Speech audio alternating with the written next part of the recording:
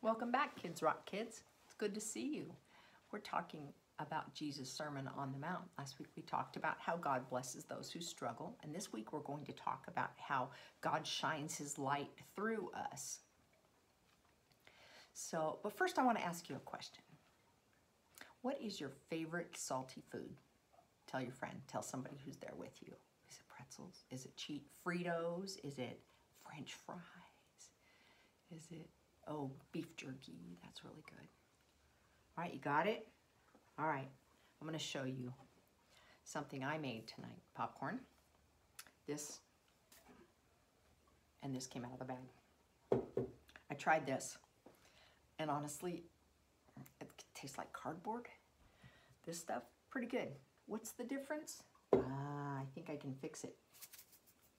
Let me see. I fixed it. Everything tastes better with a little salt. Jesus said we're the salt of the earth. Well, what does he mean by that? Are we actually in a shaker? No, that's not what he means. He was saying in his day, salt was different than it is today. Well, same salty flavor and everything, but it had a different use back in Jesus' day. Really, there were three things they used salt for. First thing that they used salt for, and why Jesus compared us to salt, is because they use salt to make things taste better. And honestly, we can make the world a whole lot more pleasant place just because we have Jesus in us. And if we let Jesus flavor the world around us, we can be like salt in the world. Another thing that salt does is preserves meat. In those days, there were no refrigerators. They use salt a lot. Have you ever had beef jerky? Beef jerky has a lot of salt in it, and they do that to kind of keep the flavor of the meat and to keep it from rotting. That's very important in Jesus' day. The third thing that they used salt for was to prevent infection in wounds. It's kind of like a Neosporin or Bactine like we use today. I skinned my knee tonight. If I put salt on that, it would hurt like a bad dog. You would hear me screaming from your house. However, it wouldn't be infected. And that's what they used in Jesus' day to keep infections out of wounds and stuff. So when he says you're the salt of the earth, Jesus says you're supposed to make the world a happier, better place.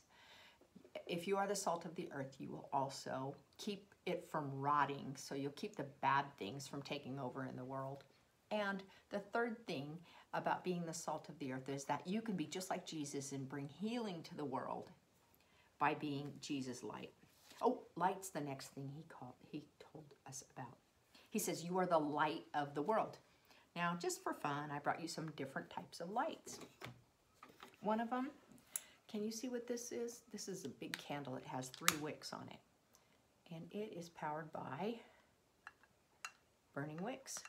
So I have to light them with my lighter here. Got it? See? Now it's powered by the burning wicks. That's one type of light. Another type of light is pretty simple, straightforward. Flashlight, do you have one of these at your house? What powers this? You're right, it's batteries. I could take them out of here, but I won't for now. And it's off right now. How does it go on? You push the button on the back and the batteries connect. And hey, ooh, that's pretty bright, right? Okay, Jesus said we're the light of the world, okay? One of the things that the light can do is point to Jesus. So your life can point to Jesus. People ask you, how come you're happy? Everybody else is afraid of this whole pandemic virus thing. And you'll say, well, because I trust Jesus.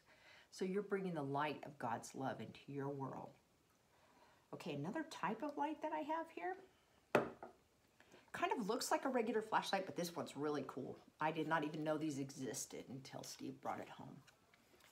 If you can see up close, it looks like a regular flashlight in that there's a button here and a thing on the back, but there's no batteries inside. This right here is not a battery, but the thing on the inside goes back and forth. Can you see it? Goes back and forth. And it creates power. It's static electricity that's it's converted into regular power here. So watch what happens.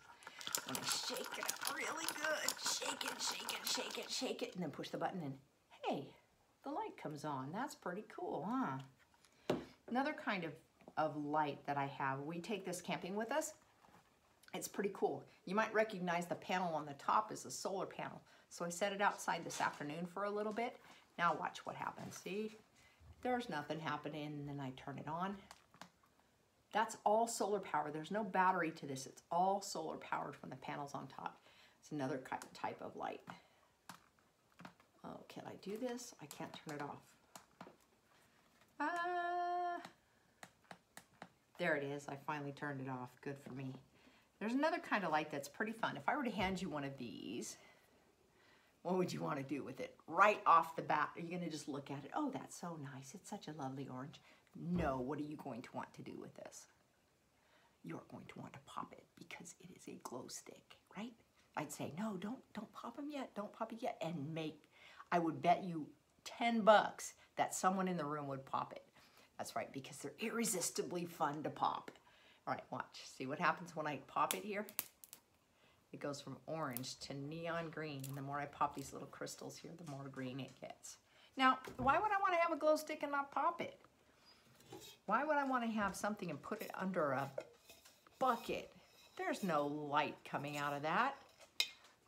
Jesus said exactly that in Matthew 5:13. He said, why would someone light a lamp and put it under a bucket or a bushel? What's the use of that? They put it on a stand and it gives light to everyone in the house. In the same way, let your light shine before men that they may see your Father in heaven and they may see your good deeds and praise your Father in heaven. That's a pretty good deal. So when Jesus says to be the light of the world, what he means is show Jesus' love to the world. One fun way to remember to do this is take a piece of paper and fold it in thirds and write God on the outside of it like I've done right here. See? God. And then take a glow stick, if you can find one, and drop it down inside and watch how God's love can shine through you. God shines his light through us. Now, this is a kind of a cool thing. I really want you to feel like God is calling you to do this, not just me or, you know, Pastor Keith or anyone, all the grown-up people, but this is for you. So ask your parents to get out the salt shaker, open it up a little bit, and I want your parents to pour a little bit on your hand and say, God, help you be the salt of the earth. And you can actually eat it if you want. God, help me be the salt of the earth. Thanks, guys. See you next week.